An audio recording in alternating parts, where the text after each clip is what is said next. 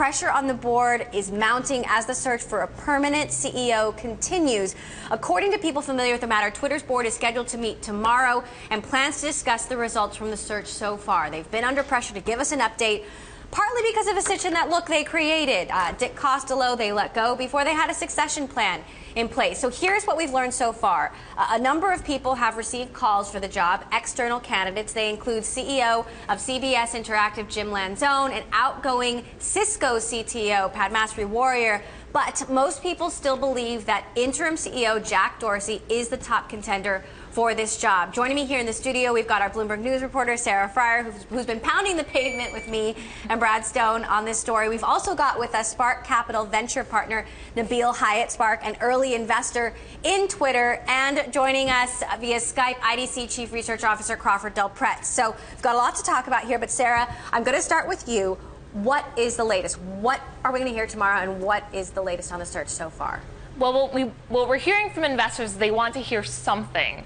If it's not a decision on a candidate, they want to hear an update. They want to hear that it's been narrowed down, that there's some progress that can help, ease their fears after declining stock price, some high-level executive departures, especially in the product group at Twitter. Right. Product so they want to exactly. So they want to hear something.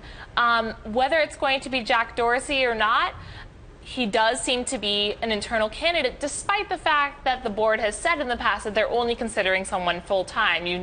Dorsey also has a CEO job at Square, which he doesn't seem to want to leave. So it gets complicated. Right. And Square, of course, has filed for an IPO. And as far as we know, Jack Dorsey will remain the CEO of Square. There are no signs that point to the contrary. Nabil, as an investor in Twitter, what do you want to hear?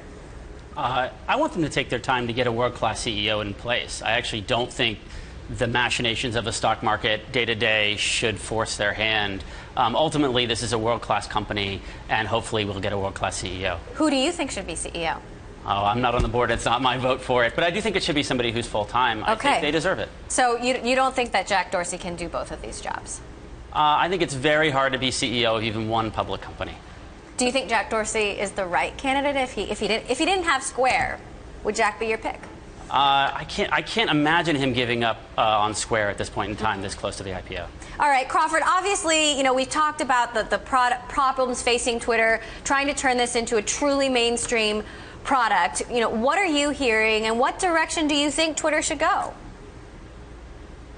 Yeah, I agree with Nabil that basically when you look at the progress they're going through, they need to get the absolute best candidate, and they need to take their time.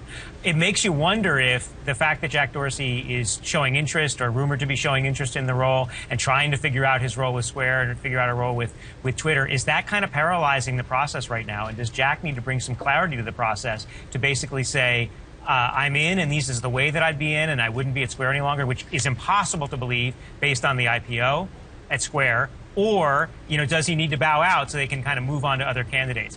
I actually believe that the latter is the better option for Twitter, in that they need to really focus on their next chapter. And that's probably not a chapter with Jack in charge. It's interesting. Twitter has said many times, this is a real search. We are looking inside and outside the company, far and wide, yet there seems to be this disbelief that any outsiders are really being considered, even though they were contacted. Well, you have this extremely political situation at Twitter.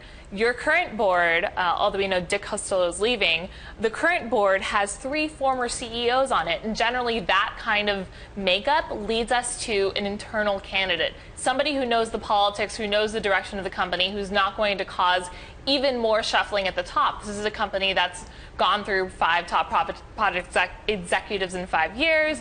They've shuffled through a lot of top talent and maybe need some stability at this point. So, although they have all these things to accomplish, they want to bring someone in who knows the product, who knows the people, who knows how to move in a direction with confidence. And as you've spoken to people about before, a founder has sort of the moral authority to make the really risky decisions that others might not.